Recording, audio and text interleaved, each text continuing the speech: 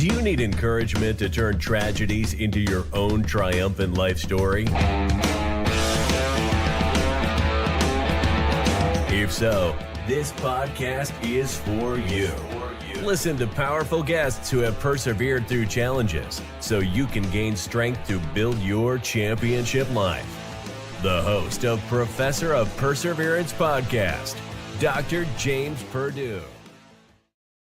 Hey, it's that time again for us. Hey, this is what we call right here. Let me get started. Actually, it ain't one, it's take two. We tried to do one the other day, and storms got involved and kicked me out of here. Brian was waiting on me, and so kicked me out. So actually, it's take two. Now, remember, if you remember, anybody was listening before, write a book. I encourage everybody, write a book. I don't care how old you are. Write a book while you can.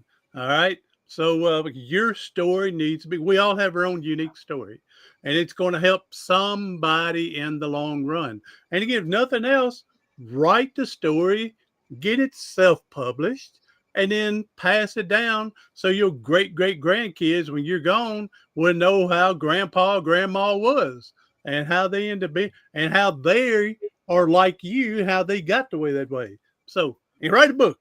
Everybody write a book. Brian, come on in, buddy. Tell us, write a book, buddy. Write a book. Yeah, James, thank you very much for having me on your highly acclaimed show. It was 5 years in the making. I found out, James, that writing the book was about 5% of getting it published, because these publishers want to be convinced you can sell tens of thousands of books, and if you're not on TV every other week or have 100,000 followers and you're a first-time author, they don't want to go with you. So it took me 5 years really to from the time I wrote it to get it published. There you go. Now I've mine's been published, but again, they're self-published. I don't know the route to do what you did to get someone to say, let's just take an adventure on you. So, but self-published people can do that. You say 5 years from that's beginning of writing until you finally got it published. Right. The writing, I like to say, was about 5%, James, of the effort to get it published.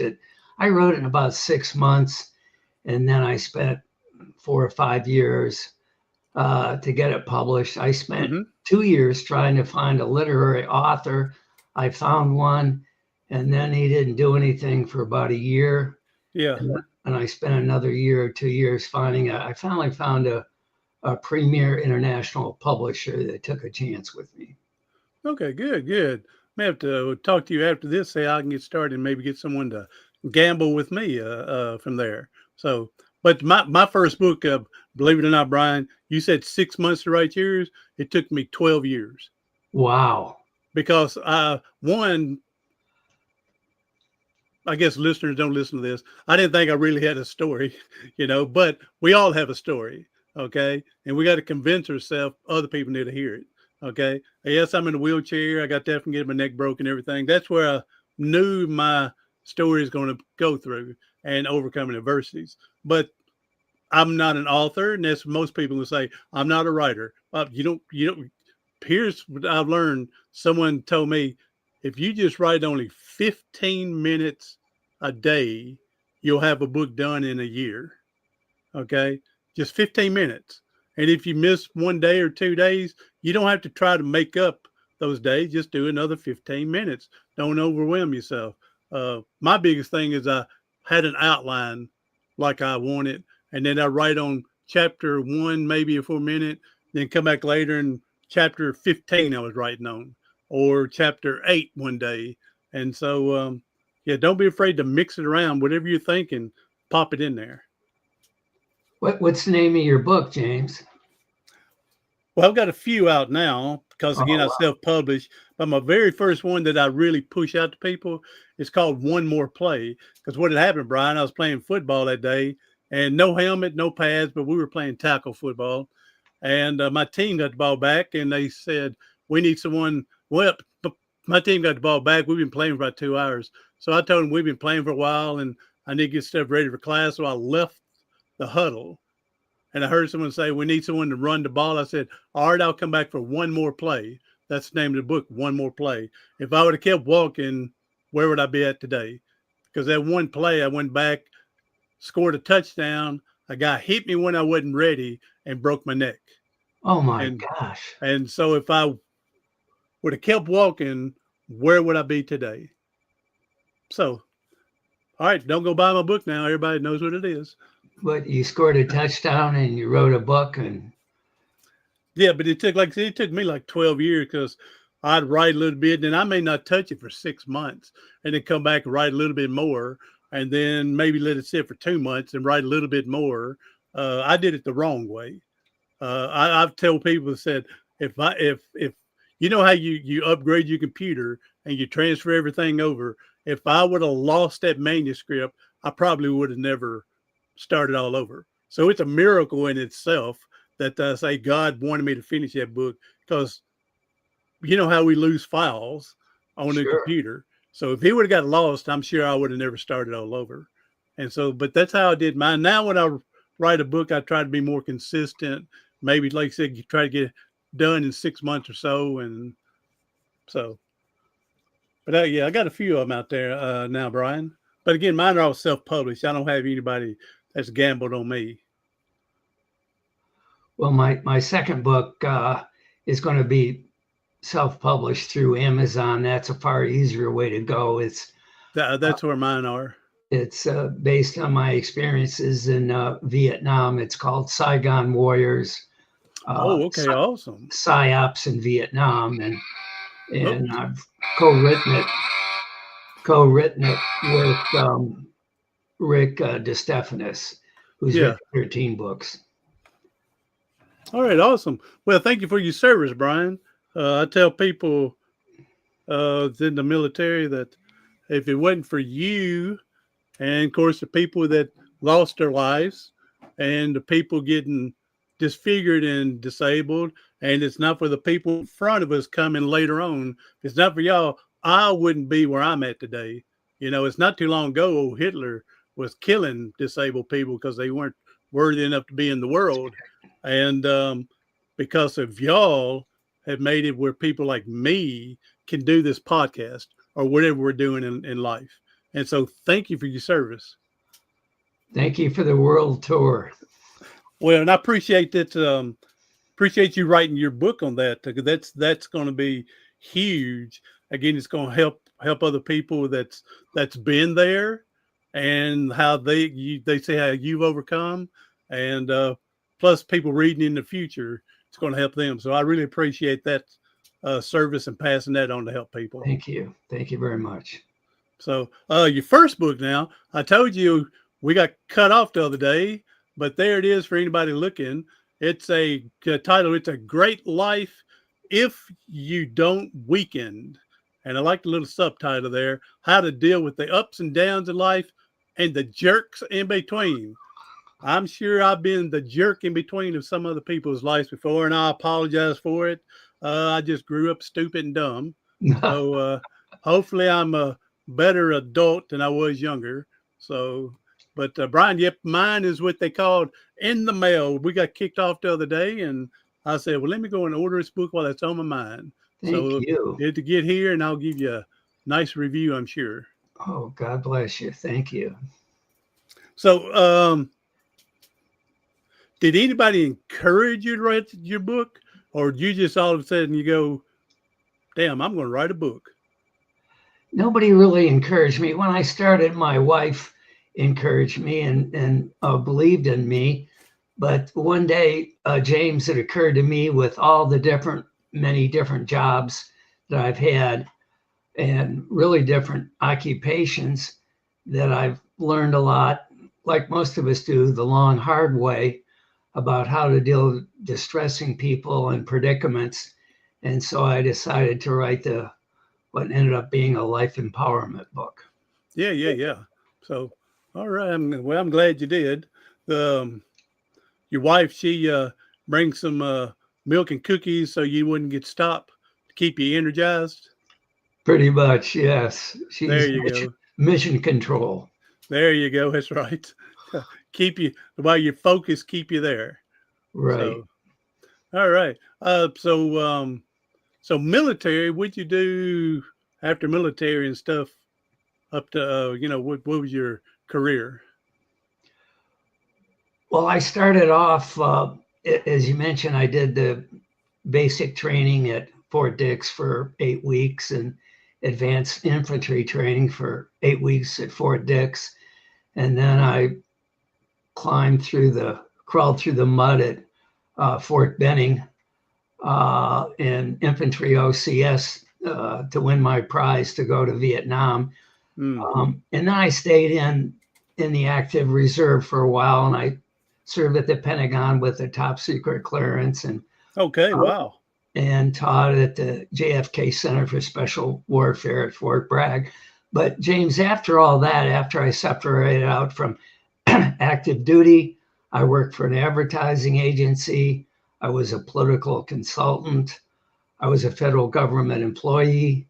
I was a fundraiser. I was a bill collector. No. And I was a dreaded telemarketer. Oh, no. Yes. Last two, I'm not too sure of it now, Brian.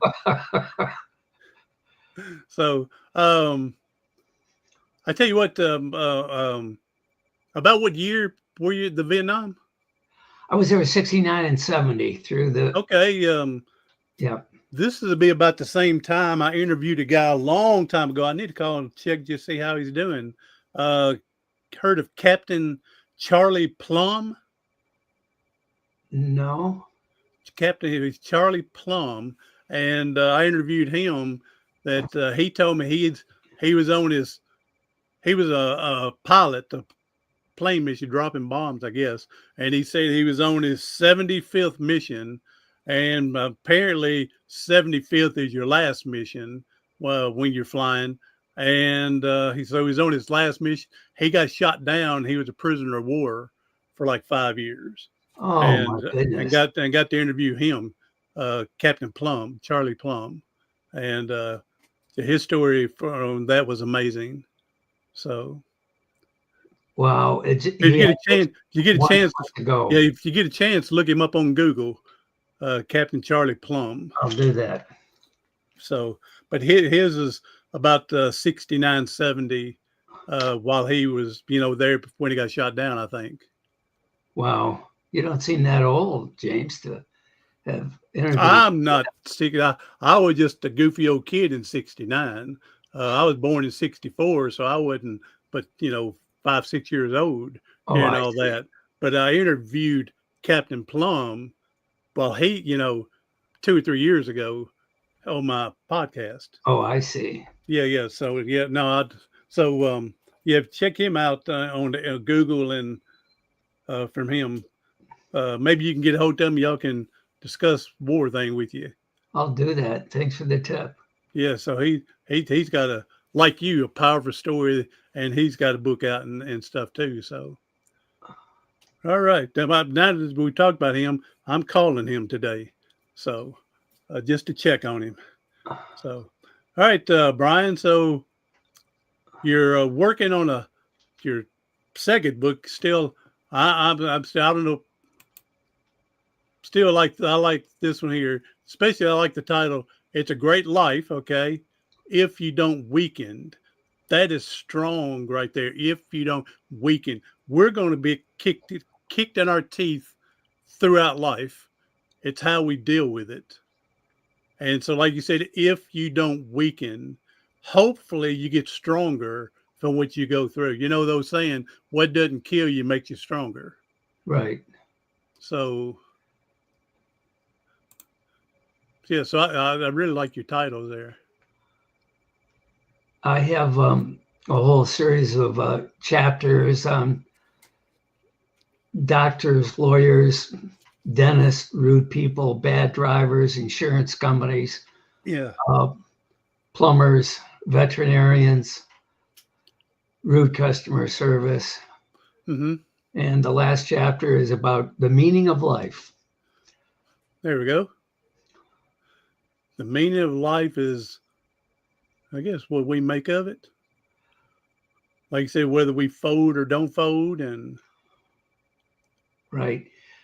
There was a book, James, called Hitchhiker in the Universe. And I think it was called, and they said the meaning of life was 42 in the book, but they never said what 42 was.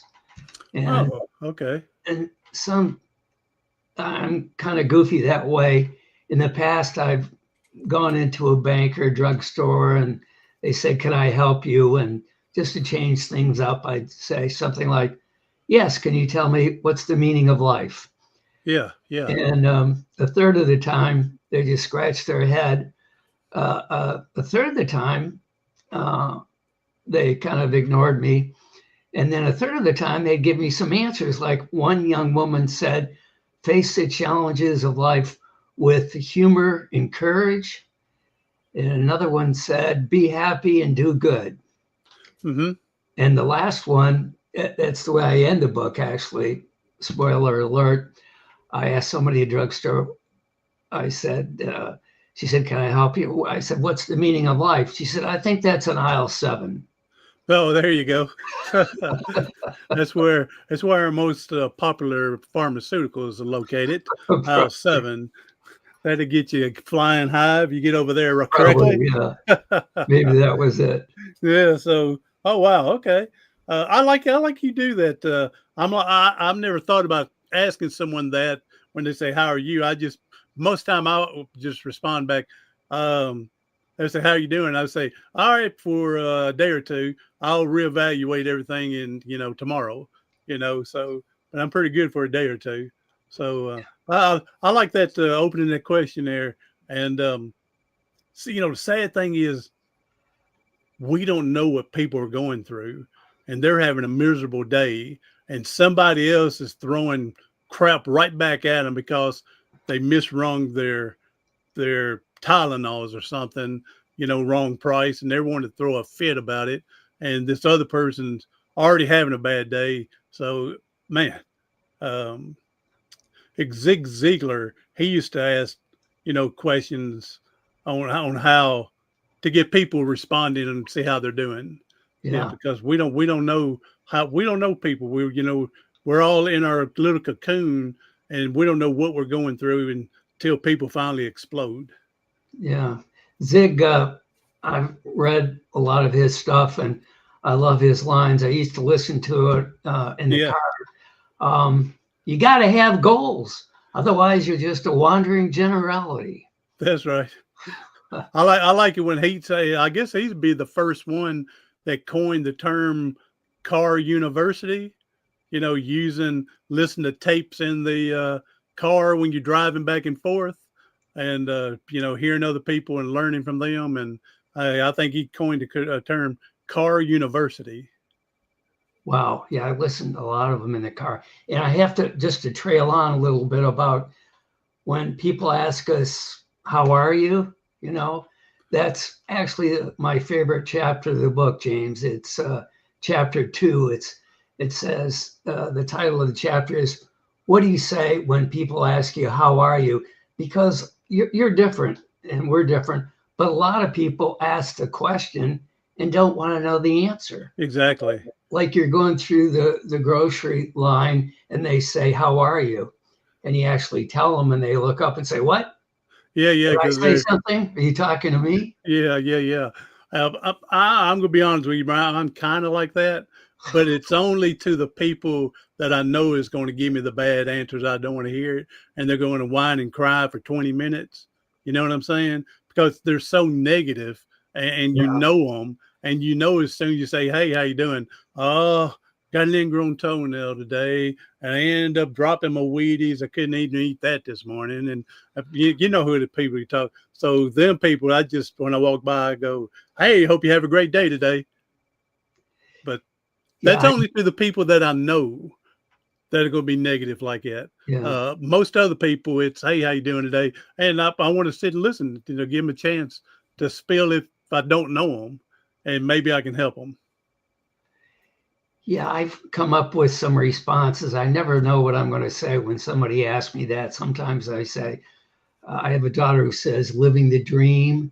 Mm. And sometimes I say, if I want to be kind of flippant or cavalier, I say better than ever. Uh-huh. Or if I want to be really cavalier, I say making money, having fun. How about you? There you. I can't say that one. I'm not making enough money, so I Well, we're can't having say that. fun. Yeah, I can't say that one. Yeah, living the dream. I joked. I had to put my service dog down last year. Had him for 13 and a half years. He was 15 and a half. And I used to tell people he was the Walmart mascot. Everybody knew him. They even gave him one guy worked there. They even made him a Walmart tag with his name on it, Ricardo. And we used to go in and one day I said, I was, of course, messing with the people there. I said, I know I must have been half dreaming, but I was getting out of bed this morning and I could have swore I heard Ricardo in the living room and he was waking up and I could have swore. I said, I know I was probably half asleep. I said, but I swore I heard him say, living the dream. Living the dream. My dog was saying that. So, and then the other one you're talking kind of reminds me of Dave Ramsey. He says better than I deserve. Yeah, that's a good one. Yeah, that's what Dave Ramsey says, better than I deserve. So, yeah, I try to come up with something that's definitely positive to hopefully, uplift somebody. All right, Brian, what else you want to tell us about your book? I still like that. I still like the jerks in between. I mean, that could be just the jerk in the road from where your body's not acting right, like your car, would pitter and putter around, or it could be the actual jerks. Yeah. Again, I apologize, people, for when I was younger and dumber, but hopefully I'm a better person and hopefully, from there. Kind of like an old elevator that we used to ride with. They go up and down and they're jerks in between. It's the human jerks that we meet that makes life a little more challenging. The nasty people, the rude people, the people who want to confront us. Yeah. And so, yeah, I'll try to hang in a little bit and let them spill just to hopefully release some emotion, to hopefully make them a little better day. But like I said, if I see them all the time, they're always doing it. I try to avoid them like the plague after that. So from there. All right, Brian.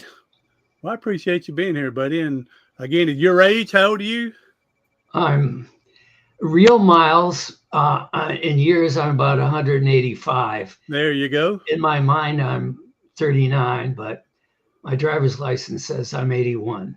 There we go. So 81. So you've been at this writing around started 75? That's exactly right. So, okay. So again, people, when I say write a book, you have a ways to go that you can still get that book in.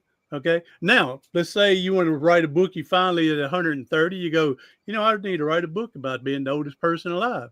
Maybe you can't write it, but that doesn't mean someone can't record it and then have it transcribed for you. So from there, I hate to say this, Brian, not that I hate to, but I do hate to say this, Brian. I met this one woman, again, at Walmart. She worked there.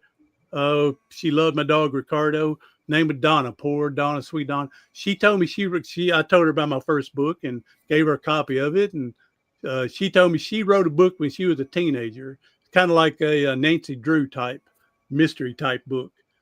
And I guess she was in her late 60s.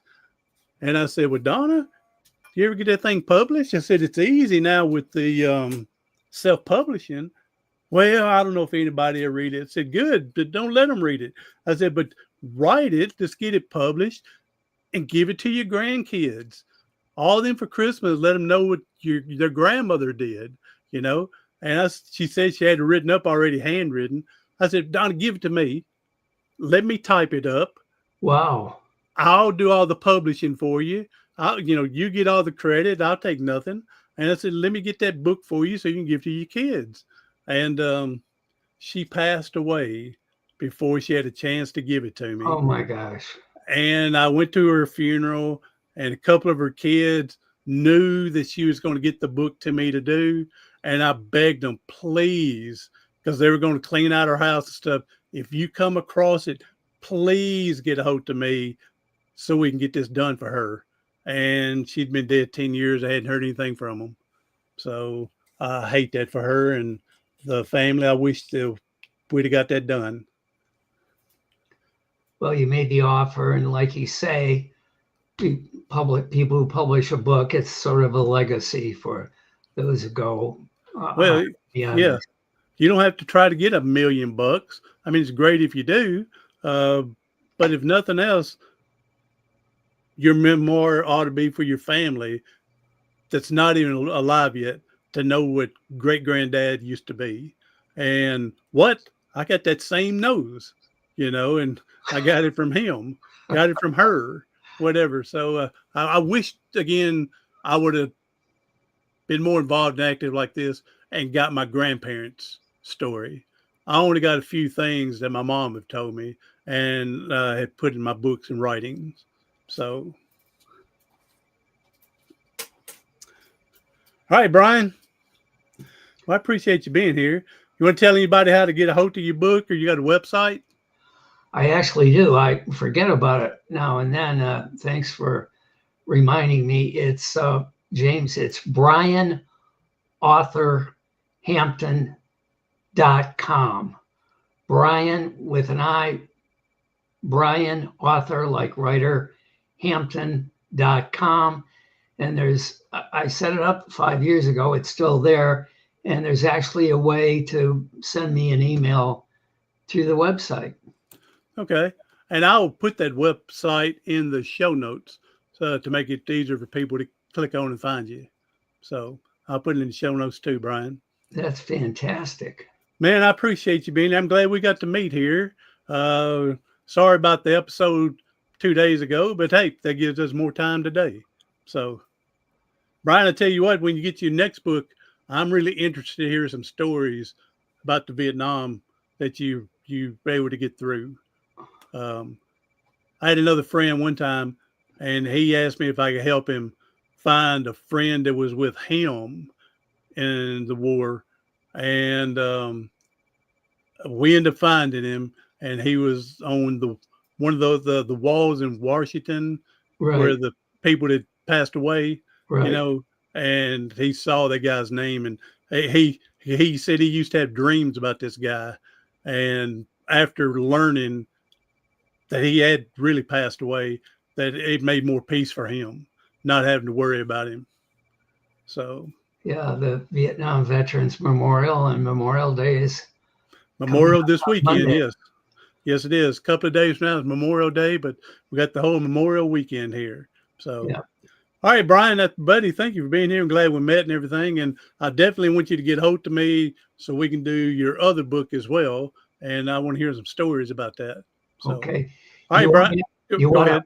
Want me to offer up the short positive line here? Is it? Yep, I was getting ready to say, Brian, well, Okay. people hurting and struggling. And if you can leave us with a positive message, that would be great. You read my mind. Well, you personify this, but I think we should strive to do what we can, where we are, with what we have. Oh, that's it? No, that's great then. I was expecting to go on. So, no, exactly. I'm like you. Do what we can. We can't help the world, but if I'm in an organization that wants to fight cancer, then try to help that group the best you can. If I want to help out with canine companions because I had this service dog and that's true to my heart, then I help them. We can't help everybody, but we can help something, somewhere, somebody. So from there, you're great. You're right there, Brian. Appreciate that word. That's a good word. Thank you. All right, Brian, tell you're the missus, the better half, that I said hello. And maybe next time you can get her on with us and she can say hello. And she can pump you up to how great you are. Right. All right. Everybody else, hey, thank you. Share this out and go get you a copy of Brian Hampton's book. And it's called, again, It's a Great Life if you don't weaken how to deal with ups and downs in life and the jerks in between. I'll put the Amazon website for them to be able to click and draw to it. And again, mine's in what they call in the mail. So I'm waiting for it to get here and get a good read. All right, Brian, thank you for being here. Everybody else, do something today, tomorrow. And remember, I'm the professor of perseverance, Dr. James Purdue. Do something today, tomorrow, something next week. It's going to help you persevere past your paralysis.